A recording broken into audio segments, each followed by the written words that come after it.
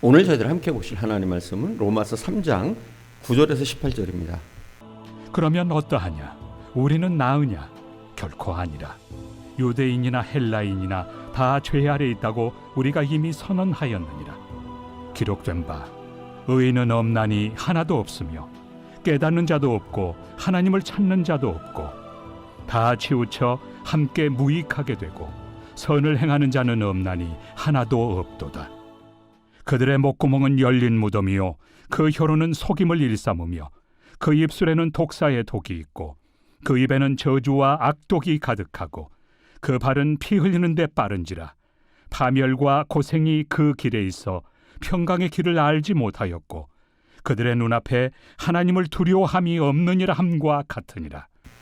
바울이 유대인의 죄인됨을 지적했을 때 우리가 이방인과 똑같은 의미에서 죄인일 수 없다고 그들은 항변하고 있었습니다.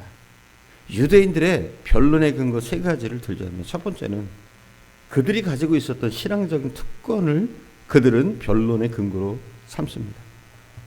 바울은 유대인들에게 주어진 신앙의 특권을 절대로 부인하지는 않습니다. 그들이 하나님의 백성으로서 하나님의 말씀을 소유하게 되었다는 것은 놀라운 특권이라는 것을 바울은 인정하고 있습니다. 그러나 바울이 꼭 이런 얘기를 덧붙이고 싶었을 겁니다. 당신들이 하나님의 말씀을 소유하게 된 것은 놀라운 특권이다. 그것은 인정한다. 그러나 더 중요한 사실은 여러분이 그 말씀대로 살고 있느냐는 것이다. 이런 질문을 바울은 던지고 싶었을 겁니다. 자, 두 번째 항변의 근거는 그들이 하나님의 언약의 도구로 쓰임받고 있다는 사실을 근거로 들고 있습니다. 주께서 이스라엘 백성들을 하나님의 백성으로 선택하신 후에 이 백성을 통해서 행하고자 하는 많은 언약들을 주셨습니다. 그런데 이 이스라엘 백성들이 불신앙의 백성으로 살아간다면, 그들이 하나님의 말씀에 불순종하고 있다면 하나님의 언약은 어떻게 될까요? 이 민족을 통해서 이루시겠다고 언약하신 그 하나님의 계획과 약속들은 어떻게 될까요? 무효화될까요? 그렇다면 그 약속들을 이행하시겠다는 하나님의 신실성에 대한 문제가 생기는 겁니다. 바울은 바로 이 문제를 3절에서 다루고 있습니다. 로마서 3장 3절입니다. 어떤 자들이 믿지 아니하였으면 어찌하리요? 그 믿지 아니함이 하나님의 미쁘심을 패하겠느냐? 만일 이스라엘 백성들 가운데 하나님을 신뢰하는 일에서 실패한다면 하나님의 미쁘심은 어떻게 되겠느냐는 겁니다. 그 성실성은 어떻게 되겠는가? 이 백성을 통해서 하시겠다고 하신 그분의 계획은 무효화되는 것일까요? 바울의 대답은 아니라는 겁니다.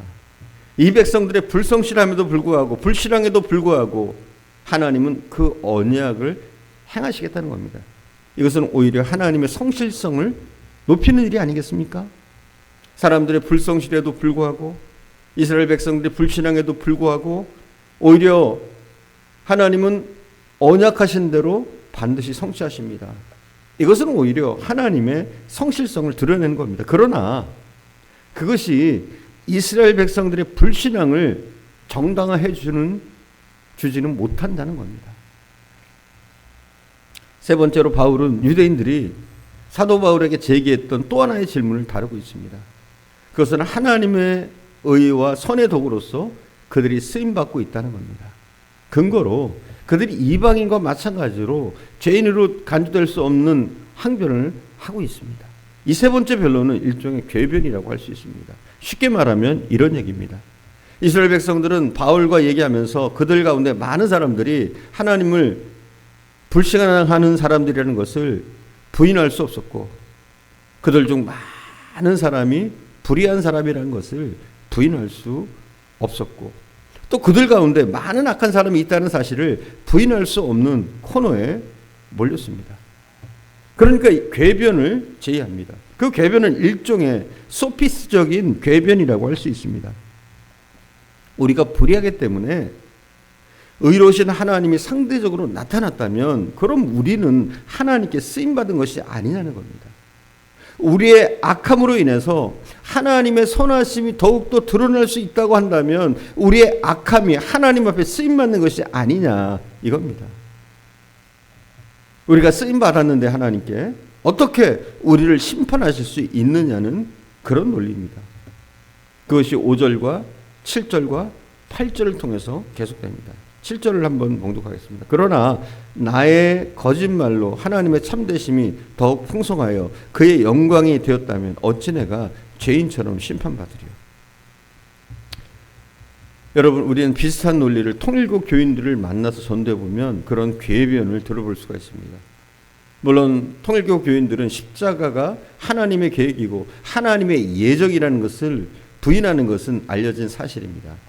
그들이 우리에게 이렇게 변론합니다. 십자가가 하나님의 계획이고 예정이라면 거기서 예수 그리스도께서 우리를 위해서 피 흘려 죽으시고 구원하신 하나님이라면 가룟 유다는 그분을 십자가에 못 박는 일에 협격한 공로를 세운 그런 사람이 아니냐는 거예요. 협격한 공로를 세웠다는 건 죄가 아니라 공로라는 거예요.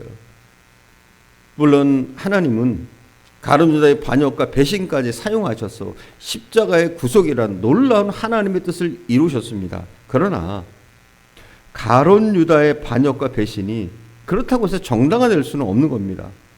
다시 한번 쉽게 얘기를 해보겠습니다. 자, 제가 이렇게 강단에서 설교를 하고 있는데 어떤 사람이 제 설교가 못마땅했는지 갑자기 강대상으로 올라와서 저를 주먹으로 얼굴을 가격했다고 해봅시다.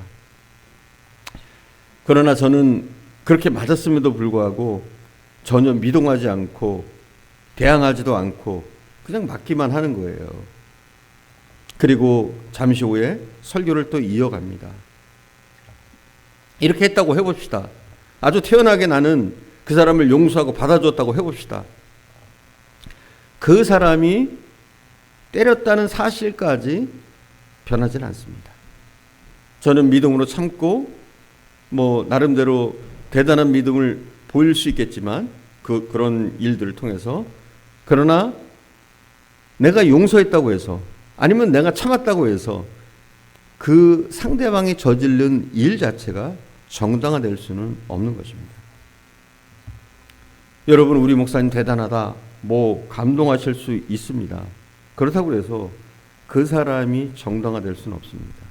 그 사람의 악행으로 저의 선함이 드러났다고 할지라도 그것은 저의 문제지 저를 때린 그것에 대해서는 정당화될 수가 없는 것입니다.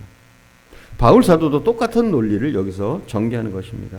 사람의 불의가 하나님의 의를 드러냈다면 그 불의한 것까지 용서될 수 있느냐? 가룟 유다가 배신했기 때문에 그 배신으로 인해서 예수 그리스도가 십자가 길로 갈 수 있었다. 그렇다고 해서 이 가룟 유다의 죄가 무시될 수 있는 것이냐? 가룟 유다는 공을 세운 것이냐? 이런 것이죠. 바울의 대답은 결코 그럴 수 없다는 겁니다. 이제 유대인들이 그들이 이방인과 똑같은 죄인으로 분류될 수 없다는 모든 변론이 무효화되었습니다. 그렇다면 유죄일 수밖에 없습니다. 유대인과 똑같지는 않지만 얼마나 많은 사람들이 우리가 죄인이라는 사실을 인정하지 않고 변론을 계속하고 있습니까? 그러나 그 하나님이 하나님의 말씀에 의해서 정당화될 수 없다면 그 많은 변론에도 불구하고 사람들은 아직도 죄인입니다. 다 죄 아래 있느니라. 모든 사람이 죄를 범하였다. 헬라인이건 유대인이건 다 죄인이다. 우리는 이것을 인정하지 않을 수가 없습니다.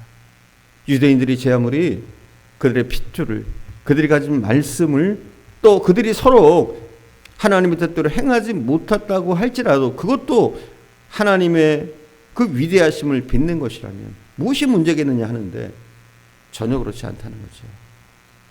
사랑하는 여러분, 우리가 더욱더 믿음으로 살기를 원합니다.